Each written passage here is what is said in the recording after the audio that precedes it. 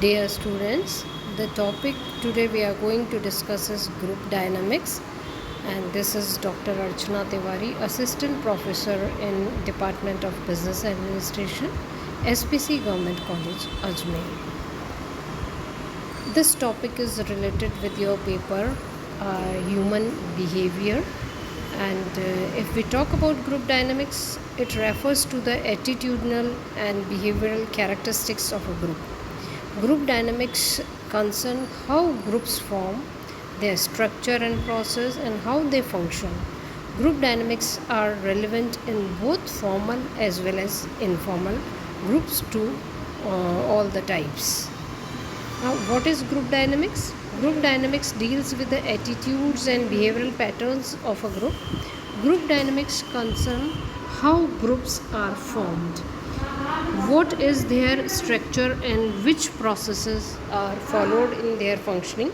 Thus, it is concerned with the interactions and forces operating between groups.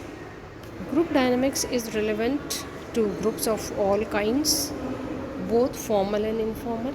If the UPA government has set up a group of ministers for every governance issue, the Supreme Court of India has 27 groups of judges committees overseeing all manner of non-judicial work in the apex court. In an organizational setting, the term groups are a very common, and the study of groups and group dynamics is an important area of study. What is a group? Every organization is a group unto itself. A group refers to two or more people who share a common meaning and evaluation of themselves and come together to achieve common goals. In other words, a group is a collection of people who interact with one another, accept rights and obligations as members, and who share a common identity. Now, what may be the characteristics of a group? Regardless of the size or the purpose, every group has similar features or the characteristics. Number one is two or more persons. If it is one person, it is not a group. B. Formal social structure. The rules of the game are defined. Third, common fate. They will swim together, means the common fate will be there. Common goals. The destiny is the same and emotionally connected. Face to face interaction. They will talk with each other. Interdependence. Each one is complementary to the other. And self definition as group members. What one is, who belongs to the group. So these are the characteristics. Now, process or the stages of group development or the evaluation of groups. Group development is a dynamic process, means it is changeable in nature. How do groups evolve? There is a process of 5 stages through which groups pass through. The process include the 5 stages.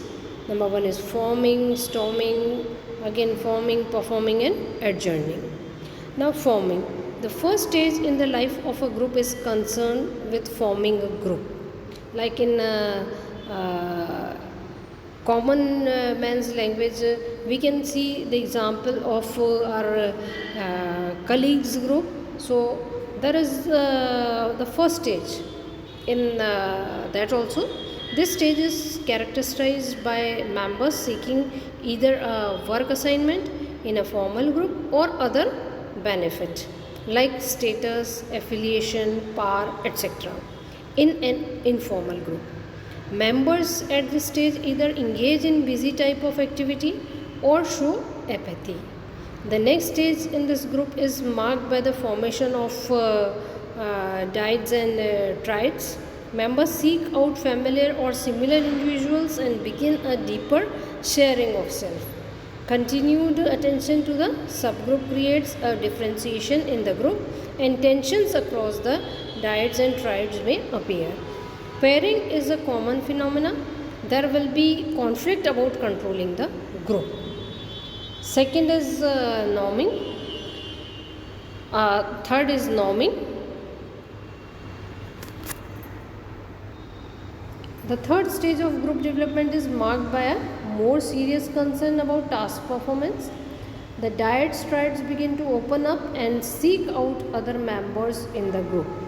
Efforts are made to establish various norms for task performance, and members begin to take greater responsibility for their own group. And relationship, while the authority figure becomes relaxed. Once this stage is complete, a clear picture will emerge about hierarchy of leadership. The norming stage is over with the solidification of the group structure and a sense of group identity and camaraderie.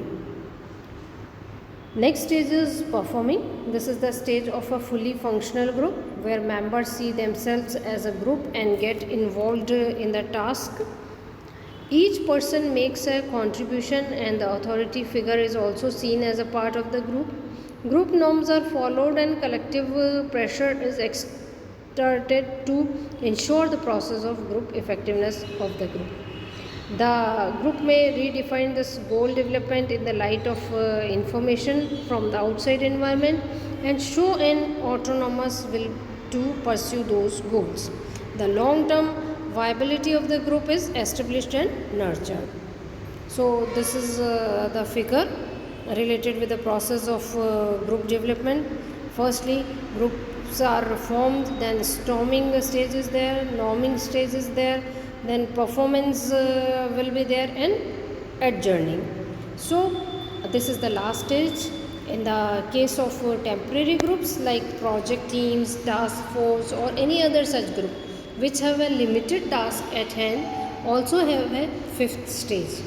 It is not always compulsory to have all the 5 stages in formation of a group, but it may occur in the case of short term groups. This is known as adjourning. The group decides to disband. Some members may feel happy over the performance and some may be unhappy over the stoppage of meeting with group members. Adjourning may also be referred to as mourning, that is mourning the adjourning of the group. The readers must or the students must note that the 4 stages of the group development mentioned above for permanent groups are merely suggestive. In reality, several stages may go on simultaneously. Now the next topic is types of groups. One way to classify the groups is by way of formality, formal and informal.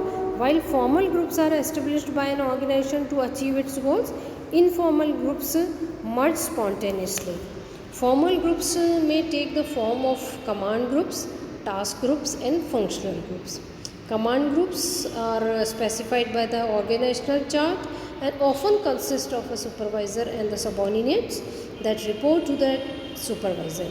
An example of a command group is a market research firm CEO and the research associates under him. Second is task groups. Task groups consist of people who work together to achieve a common task. Members are brought together to accomplish a narrow range of goals within a specified time of period. Task groups are also commonly referred to as task force. The organization appoints members and assign the goals and tasks to be accomplished. Like examples of assigned tasks are the development of new product, the improvement of production process, or designing the syllabus under semester system. Other common task group are ad hoc committees, project groups, and standing committees. Ad hoc committees are temporary groups created to resolve a specific complaint or develop a process, are normally disbanded after the group completes the assigned task.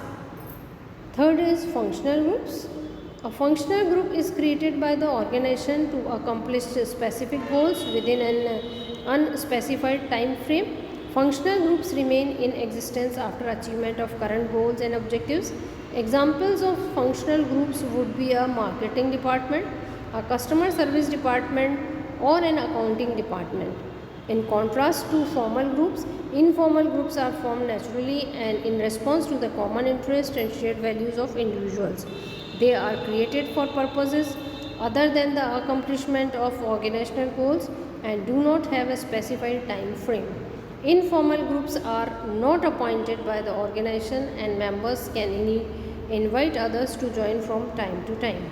Informal groups can have a strong influence in organizations that can either be positive or negative. For example, employees who form an informal group can either discuss how to improve a production process or how to create shortcuts that jeopardize quality. Informal groups can take the form of interest groups, friendship groups, and reference groups. Interest groups means usually continue over the time and may last longer than general informal groups. Members of interest groups may not be the part of the same organizational department, but they are bound together by some other common interest.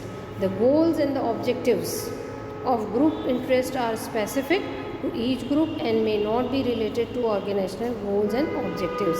An example of an interest group would be students who come together to form a study group for a specific class. Another is friendship group. Friendship group are formed by members who enjoy similar social activities, political beliefs, religious values, or other common bonds. Members enjoy each other's company and often meet after work to participate in these activities. For example, a group of employees who form a friendship group may have a yoga group, a Rajasthani association in Delhi, or a kitty party lunch once in a month. Another is reference groups. Reference group is a type of group that people use to evaluate themselves. The main objectives of reference groups are to seek social validation and social comparison. Social validation allows individuals to justify their attitudes and values, while social comparison helps individuals evaluate their own actions by comparing themselves to others. Reference groups have a strong influence on members' behavior. Such groups are formed voluntarily. Family, friends, and religious affiliations are strong reference groups for most of the groups. Reference groups, a reference group is a type of group that people use to evaluate themselves. The main objective of reference groups are to seek social validation and social comparison. So these were the groups types, and we have already studied the process of forming a group and meaning and characteristics of a group. So this is the base of the group dynamics.